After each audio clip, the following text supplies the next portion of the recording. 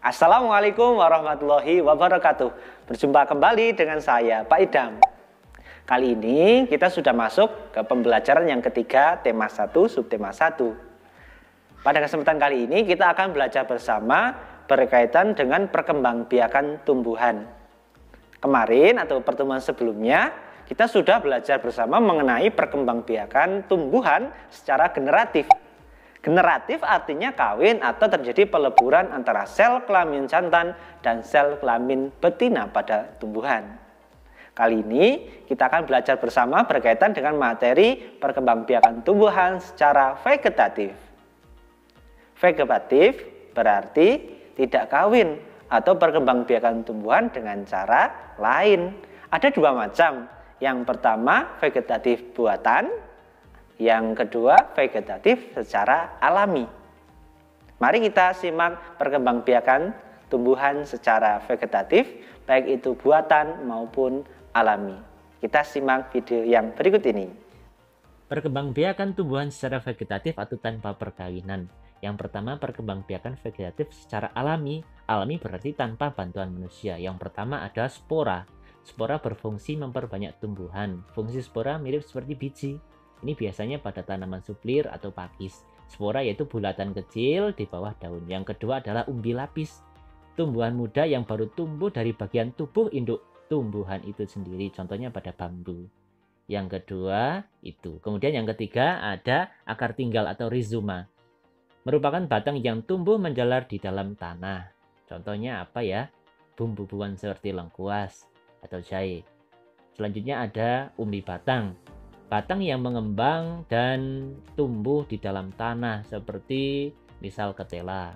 Selanjutnya adalah umbi lapis. Sebenarnya merupakan lapisan daun yang mengelilingi batang. Contohnya ada pada bawang merah ataupun bawang putih. Lanjut, yang selanjutnya adalah nomor 6 ada umbi akar. Akar yang berfungsi untuk menyimpan cadangan makanan. Contohnya pada wortel. Kemudian ada tunas adventif, yaitu pada tanaman cocor bebek misalnya, batang yang mengembung dan tumbuh di dalam tanah. Kemudian ada geragih, batang yang menjalar di dalam atau di atas permukaan tanah. Selanjutnya ada perkembangbiakan tumbuhan secara vegetatif buatan. Yang pertama ada mencangkok.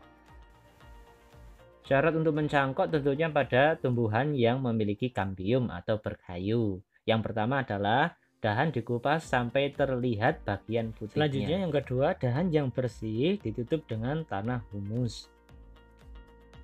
Nomor 3, dahan dibungkus dengan plastik dan diberi lubang kecil-kecil sebagai sirkulasi udara. Yang keempat, setelah beberapa hari akan muncul di dahan yang tertutup plastik tersebut akar-akar kecil. Dahan dipotong dan dipindahkan ke pot atau di tanah sebagai media tumbuh baru tanaman hasil cangkok.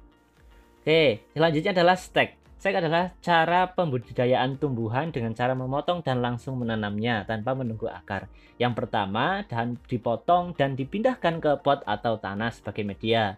Yang kedua, tanam hasil potongan tersebut di tanah yang subur. Kemudian, akar akan muncul dari batang dan tumbuh menjadi tumbuhan baru. Yang ketiga adalah teknik menyambung. Tujuan dari teknik ini adalah menggabungkan sifat-sifat unggul dari dua tanaman sehingga diperoleh tanaman yang memiliki sifat-sifat unggul. Yang harus dilakukan adalah potonglah batang tanaman berbentuk huruf V. Untuk batang bawah, potonglah batang tanaman berbentuk huruf V saja terbalik untuk batang atas. Nah, yang pertama, langkahnya setelah sudah dipotong batangnya, sambungkan kedua batang tanaman, lalu ikatlah dengan plastik. Tunggu hingga beberapa saat. Selanjutnya adalah teknik okulasi. Tujuannya adalah memperoleh tanaman yang memiliki sifat unggul, gabungan dari dua sifat tanaman yang baik. Langkah yang harus disiapkan adalah iris kulit batang induk. Berarti ini adalah tanaman yang memiliki batang ya. Kemudian yang kedua, iris kulit tanaman yang memiliki tunas selebar irisan pada tanaman induk lalu tempelkan pada tanaman induk tadi. Ikatkan bagian atas dan tunas dengan plastik. Tunas yang ditempel akan tumbuh. Ini yang terakhir untuk kali ini yaitu merunduk. Merunduk atau mengembangbiakan batang suatu tumbuhan di dalam tanah. Syaratnya yaitu masih memiliki batang yang mudah dibengkokkan. Contoh adalah pada tanaman stroberi. Selanjutnya yuk kita simak teks berikut ini tentang tumbuhan sebagai sumber kehidupan. Dunia tumbuh-tumbuhan tidak dapat lepas dari kehidupan hewan dan manusia karena tumbuhan merupakan organisme yang sangat dominan pengaruhnya bagi kelangsungan ekosistem dunia. Tumbuhan mempunyai keistimewaan tersendiri, yakni dapat menghasilkan makanan sendiri, baik untuk pertumbuhannya maupun untuk digunakan makhluk hidup lain. Hampir semua makhluk hidup bergantung dari energi yang dihasilkan dalam fotosintesis. Tumbuhan bersifat autotrof, artinya dapat menyintesis makanan langsung dari senyawa organik.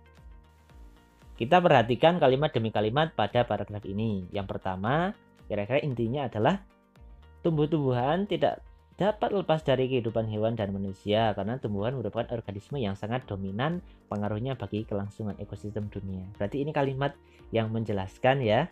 Kemudian dijelaskan lagi oleh tumbuhan mempunyai keistimewaan tersendiri. Dijelaskan kalimat kedua. Kemudian kalimat ketiga, hasil fotosintesis dari tumbuhan sangat dibutuhkan.